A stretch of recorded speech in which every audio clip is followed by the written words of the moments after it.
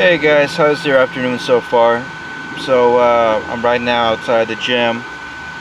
We left early from work because power went out and there really wasn't, there wasn't really nothing we could do. So it just told us, well, we don't want you to be standing around doing nothing. So basically everyone left early from work. But I decided to go to the gym because I haven't gone out to the gym for the past couple of weeks, so all the more reason to go ahead and tear some muscle. So I'm here to discuss about my review about one specific movie, and it's called The Incredibles 2. I have to admit it was a really good movie. I really enjoyed it. It takes place a few months after the events of the first one, so it does feel like more of a connection, because the thing is that the first one came out back in '04, and well, obviously this year came out the second one, so there is this 14-year gap. And my brother and I, we were discussing about this before the trailer came out for the second one, and we thought, hey, maybe there might make it, 14 years has passed, so that way the Incredibles are up to date with our time. Or maybe it's going to be it's going to take place a few months, after the events, and then throughout the story it'll take time, till they hit it to our time. But no, it was neither nor one or the other. And it basically took place, like I said, a few months after the events of the first one. And it seems to be there's some sort of I wouldn't say civil war, but there is this, it does have that civil war, Marvel's civil war dilemma, in which now superheroes are kind of illegal or has to be registered as some sort of mass destruction. And so after what happened with the Incredibles, saving the day, they're for some reason recruited by this other kind of this lay low group, and the guys decided to go and recruit one of the Incredibles. And the thing is that they decided to go ahead and give it to Bob, who was the dad, decided to say, hey, yeah, definitely me. But then they said, hey, you know what, we decided to go ahead and give it to Elastigirl instead. So she's like, yeah, I think are you sure you want to give it to me instead of my husband? He's the one who basically does all the heavy lifting, because he's super strength. So then they decided to go ahead and go with her because she's a lot less destructive as compared to her husband. So she's kind of sent like some sort of agent. Of course, the more missions she completes, the more reputation she gives for the superheroes. The quicker this embargo or this some sort of a restriction of superheroes can be lifted. And so Elastigirl decides to go ahead and do this job while Mr. Incredible takes care of the kids. So there's this problem with the daughter, and then there's this guy that she likes, but then he gives her the cold shoulder, because if you watch the beginning of the movie, you'll see what happens. I don't want to spoil it. It's right. This video is basically like from minor to little, from little to no spoilers. So then he's like, I don't know why you're getting upset. Do I know you? And then she gets upset about why this guy was so interested one moment and then he doesn't give a shit. So then later on, the dad finds out that Jack has some unique powers, powers beyond powers. And so Mr. Incredible basically does all those jobs that Elastigirl would kind of used to do, keep an eye on the kids, doing, helping out doing their homework, changing the diaper for Jack, and so on.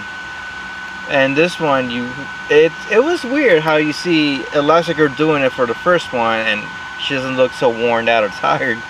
But yet you see Mr. Incredible doing it, and he looks exhausted. He looks like he needs to have some sleep and a drink. And so the story keeps moving on, and they start finding, Elastigirl finds this character, this antagonist named the Screen Slaver, which kind of manipulates people by using the screen. And so they controlled these people. So then she starts figuring out, why did we do this and why did we do that? Because one of the recruiters is really good with electronic equipment, with tech stuff. So he said, okay, I'm gonna help you out doing this one. And one thing leads to another. Finds the antagonist, and then as later on she starts finding out what was going on. And then, gotcha, that's what happens. So she's under control of the Screen Slaver. And then later on, while at the Incredibles' house, there's this other superheroes trying to capture or kidnap the Incredibles. So the kids start going here and there, wondering what was going on. Frozone comes by and helps them out, and then he gets captured. So then, as the story develops later on later on in the movie, you finally find out what was the Screen Slaver's true goals as to why this individual wants to do what it wants to do. So in the end, you find out who it is. They find out who it is, and then there's all this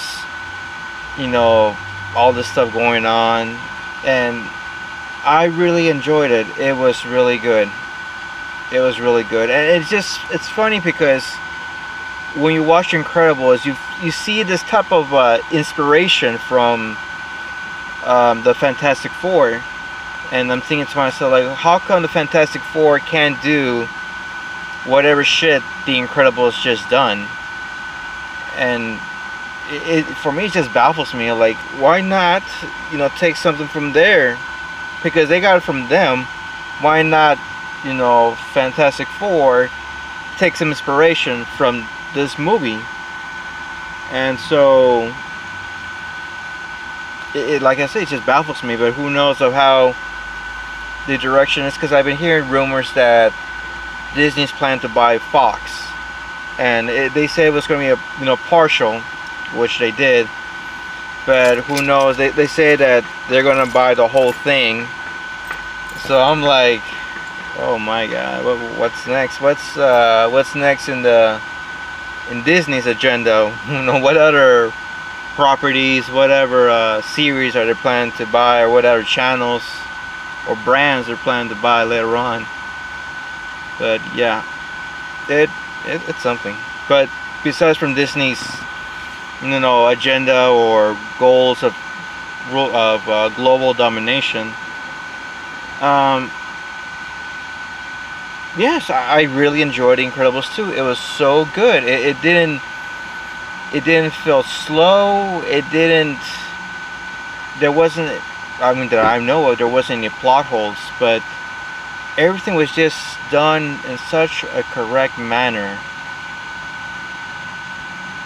And when you see Mr. Incredible trying to you know, sometimes he does screw up things, and then when he tries to patch things up, you know, it kind of backfires him. But this is the good thing about Pixar, is that they really make their characters very human-like, like something that we could relate. You know, they say, hey, I know what it's like, I know the situation, I know what it's like. As for Disney, they're still doing their own kind of revisions and remakes of certain classic books and shit like that. But oh yeah, definitely Pixar did a great job again. So I would have to rate The Incredibles 2 a 5 out of 5. It was just too great. It was so good.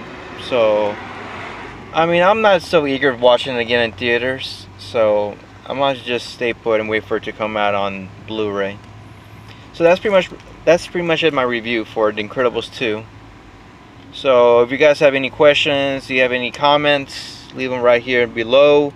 If there's a certain scene that you liked about the movie, let me know and we'll discuss about it. And that's it. So I'll see you guys later, right?